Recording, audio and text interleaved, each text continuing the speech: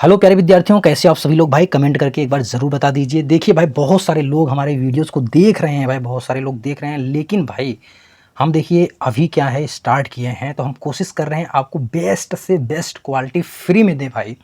लेकिन आप लोग हैं कि सिर्फ मेरा आकलन किससे करते हैं, सब्सक्राइब व्यूज़ लाइक पे। इस पे मत जाइए भाई, आप मेरा क्वालिटी कंटेंट देखिए। मैं आपको पूरे डेडिकेशन के साथ चीज़ों को समझा रहा हूँ, वो चीज़ देखिए, मेरा ज्ञान देखिए, ठीक है। मेरे सब्सक्राइबर्स को मत देखिए, क्योंकि सब्सक्राइबर तो आप ही लोग हैं, आप ही लोग हमें आगे बढ़ाएंगे भाई। तो चलिए बिना किसी इधर उधर की बात किए हुए डायरेक्ट हम टॉपिक पे आते हैं। तो देखिए प्यारे बच्चों, आज हम जो पढ़ने वाले हैं वो इम्पॉर्टेंट हैं, सभी इम्पॉर्टेंट टॉपिक हम कवर कर रहे हैं भाई, ठीक है। तो आज जो हम पढ़ेंगे, आपके बोर्ड एग्जाम में यहाँ से 4 नंबर के क्वेश्चंस पूछे जाते हैं भाई, और ये हर साल पूछा जाता है। आप उठा के टॉपिक देख लीजिए। देखिए प्रश्न आप लोग लिख लेंगे, अगर जो जेन्युइन मुझसे पढ़ रहे हैं भाई ईमानदारी से ना, वो भाई देखो फिर से मैं कहूँगा, ठीक है। कंटेंट देखिए, अगर आपको समझ में आ रहा है, पसंद आ रहा है, तब आप लाइक शेयर और कमेंट से मत चुकिए भाई, सब्सक्राइब से मत चुकिए। पसंद आ रहा है तब देखिए। सबसे पहले आप क्वेश्चंस लिख लीजिए भाई। क्वेश्चंस क्या लिखेंगे, ठीक है।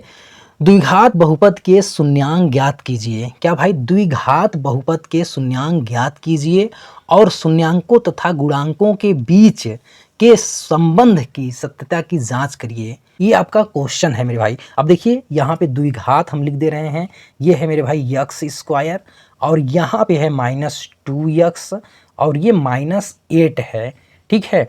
अब देखिए आपसे क्या कहेगा, ये सवाल देगा और कहेगा इस द्विघात बहुपद के शून्यांक ज्ञात कीजिए और शून्यांक तथा गुणांकों के बीच जो संबंध है ना, उसके सत्यता की भी जांच करिए। तो इसको हम कैसे करेंगे, स्टेप बाय स्टेप समझते हैं। तो सबसे पहले देखिए शून्यांक ज्ञात करने का तरीका।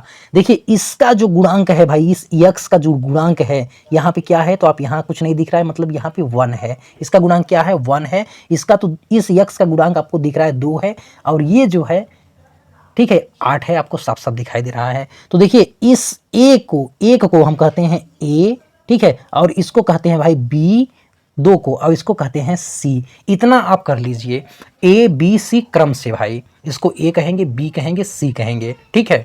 इतना आपको पता होना चाहिए। चलिए अब इसको मिटा दे, नहीं रहने दीजिए। आप बोर्ड एग्जाम में ये सब नहीं लिखेंगे कि ये ए बी सी, आपको मन में ये सब चीज़ें याद होनी चाहिए। अब ये द्विघात समीकरण है, तो इसको हम हल करेंगे, ठीक है। चलिए द्विघात समीकरण सॉल्व करने आता है, जिसको नहीं आता है भाई वो कमेंट करके बता देगा, हम बहुत अच्छे समझा देंगे। बाकी हम एक वीडियो इस पर बनाए भी हैं। तो ये एक्स स्क्वायर माइनस है मेरे भाई 2x, और ये क्या है भाई -8 है, ठीक है। अब इसको ना ऐसे 2 टुकड़ों में तोड़ लेना है, ठीक है। जोड़ या घटाना के रूप में इस 2 को मेरे भाई क्या करना है, तोड़ लेना है, कि जोड़ने या घटाने पे ये 2 आए, ठीक है। लेकिन मेरे भाई उसका जब गुणा कर दें, उन 2 टुकड़ों का गुणा करें तो 8 आए। अब चूंकि हमें गुणा करने पे 8 लाना है, तो क्यों ना हम इसी 8 को ही तोड़ें। तो देखिए इसको हम कहेंगे 4 दूनी 8। अब देखिए 4 में से 2 घटा देंगे तो कितना आ जाएगा भाई, 2 आ जाएगा, ठीक है। तो इसको देखिए लिखेंगे कैसे, इसको ऐसे लिखेंगे एक्स स्क्वायर, और ये माइनस इस x को इधर लिखिए। अब कोष्टक में लिखिए मेरे भाई, कोष्टक में क्या लिखेंगे, 4 - 2, और इनका देखिए गुणा करेंगे तो 8 आएगा, ठीक है। ये 8 इधर ऐसे लिख देंगे एस टी। अब इस x का इसमें गुणा कर लीजिए, तो ये हो जाएगा एक्स स्क्वायर, और ये माइनस हो जाएगा मेरे भाई 4x, और ये फिर हो जाएगा प्लस, देखिए प्लस कितना हो जाएगा 2x, और ये फिर क्या हो जाएगा -8। अब देखिए इसमें कॉमन ले लीजिए, हम यहाँ अंडरलाइन कर लें, लेकिन आप ऐसा नहीं करेंगे। देखिए इसमें और इसमें हम क्या करेंगे, कॉमन लेंगे, इनको अलग अलग कर देंगे, 2 भाग में तोड़ लेंगे। तो इसमें देखिए क्या कॉमन है, तो आप देख रहे हैं x यहाँ भी है, x यहाँ, x सिर्फ कॉमन है, तो यहाँ से x कॉमन लेंगे, तो ये x, और ये माइनस यहाँ देखिए क्या बच गया, 4 बच गया। अब यहाँ देखिए क्या कॉमन है भाई, तो इसमें देख रहे हैं ये 2 है, तो ये 8 है, तो यहाँ भी 2 होगा, तो यहाँ से 2 कॉमन ले लें। तो यहाँ से अगर आप 2 कॉमन लेंगे तो देखिए x, और ये -4 यहाँ बच गया। अब देखिए यहाँ भी वही है, यहाँ भी वही है, तो हम यहाँ कॉमन लेंगे क्या, x -4 कॉमन ले लेंगे, तो ये बच जाएगा फिर x, और ये +2 बच जाएगा, ठीक है। आई होप कि आपको इतना समझ में आया होगा भाई। हमने कुछ नहीं किया, बस इनका गुणनखंड कर दिया, ठीक है। अब चलिए देखिए, अच्छा यहाँ पे बराबर लगा सकते हैं, यहाँ पे हम लोग बराबर लगाते हुए चलें, ठीक है। ऐसे ऐसे ऐसे हमने इसका गुणनखंड कर लिया। अब इसके जो शून्यांक हैं यही 4 और 2 है, लेकिन शून्यांक निकालने का तरीका होता है। शून्यांक निकालने का तरीका क्या होता है भाई, अब हमको ये शून्यांक चाहिए तो हम लिखेंगे x -4 और ये बराबर लिख देंगे 0। तो यहाँ से x एक शून्यांक आपको निकल के आया क्या भाई, ये +4, ये है एक शून्यांक और यही बराबर है क्या भाई, इसी को बराबर ले लेते हैं अल्फ़ा। ठीक है, चलिए या तो ऐसे लिख लीजिए सिंपली, बहुत जगह है हमारे पास। तो यहाँ से अल्फ़ा बराबर हम क्या लिख देंगे, ये 4 मान लिया। अल्फ़ा बराबर हमारा क्या निकल के आया, 4 आया। ठीक है, अब देखिए दूसरा x + 2, ठीक है, इसको लिखेंगे यक्स, चलिए इधर लिखें ताकि बराबर बराबर नीचे आए, अच्छा लगता है मैथ में। यक्स + 2 और ये बराबर क्या हो जाएगा, 0। तो यहाँ से x की वैल्यू एक निकल के आ गई मेरे भाई, कितना, -2। तो यहाँ अल्फ़ा अब होता है बीटा। दूसरा शून्यांक क्या होता है, द्विघात समीकरण में 2 शून्यांक होते हैं, एक अल्फ़ा शून्यांक होता है भाई और एक बीटा। तो यहाँ से बीटा बराबर x का जो दूसरा मान है वही होगा आपका बीटा बराबर। तो ये बीटा का मान क्या आ गया भाई, -2। तो यहाँ पे 2 शून्यांक आपके निकल के आ गए। अल्फ़ा बराबर क्या भाई, 4 निकल के आ गया और बीटा बराबर -2। यही 2 शून्यांक होते हैं द्विघात समीकरण में। इसी प्रकार त्रिघात समीकरण में 3 शून्यांक होते हैं। तो अभी हम 2 घात समीकरण पढ़ रहे हैं। अब इसको मिटा दें, चलिए इसको मिटा देते हैं। अब भाई अब हमें सत्यता की जांच करना है। हमने शून्यांक, सवाल में द्विघात बहुपद के हमें शून्यांक निकालना था, तो हमने ये शून्यांक निकाल लिया। ठीक है, आधा सवाल हमने हल कर लिया भाई। अब हम करेंगे इन शून्यांक और गुणांकों के बीच सत्यता की जांच। यहाँ लिखेंगे सत्यता की जांच। ठीक है, ऐसे लिख दीजिएगा, सत्यता की जांच मेरे भाई, सत्यता की जांच। ठीक है, जांच। बाकी भाई देखिए अभी समझ में आ रहा है ना, और ज़बरदस्त क्लास देंगे और ज़बरदस्त आपको सब कुछ देंगे भाई। बस आप लाइक शेयर एंड सब्सक्राइब से मत चूकिए। अगर समझ में आ रहा है तभी करिए, नहीं कोई दिक्कत नहीं भाई। देखिए शून्यांक और गुणांकों के बीच सत्यता की जांच, तो हम लिखेंगे अल्फ़ा + बीटा बराबर। ठीक है, ये संबंध होता है अल्फ़ा + बीटा।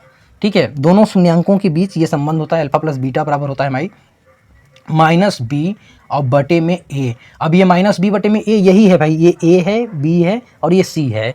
तो यहाँ से अब देखिए लिखेंगे, अब हमने अल्फ़ा का मान निकाल लिया। देखिए दोनों पक्षों में b और a का मान यहाँ से रखेंगे, इससे b और a का मान। तो पहले अल्फ़ा और बीटा का मान, अल्फ़ा का मान 4 है। ठीक है, और बीटा का मान क्या है मेरे भाई, बीटा का मान -2 है। अल्फ़ा का मान क्या है, 4 है और बीटा का मान -2 है। तो ये प्लस यहाँ -2 लिख देंगे। पूरा बढ़िया से लिखिए भाई ताकि एग्जामिनर एकदम प्रसन्न हो जाए। अब देखिए ये माइनस है, अब b का मान क्या है, देखिए b का मतलब हमने बताया था यक्स का ये जो गुणांक है यही b का मान है। तो यहाँ पे लिखेंगे, देखिए b का पूरा लिखिए -2, b का क्या है भाई -2 पूरा लिखिए। और a का देखिए, a का क्या है, ये 1 है, बटे में क्या लिख देंगे 1।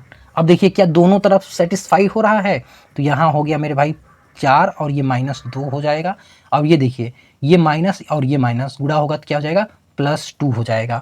और ये 4 में से 2 गया, ये 2 और ये बराबर 2। ठीक है, तो कहने का मतलब शून्यांकों और इनके गुणांकों के बीच जो संबंध है बिल्कुल सही है।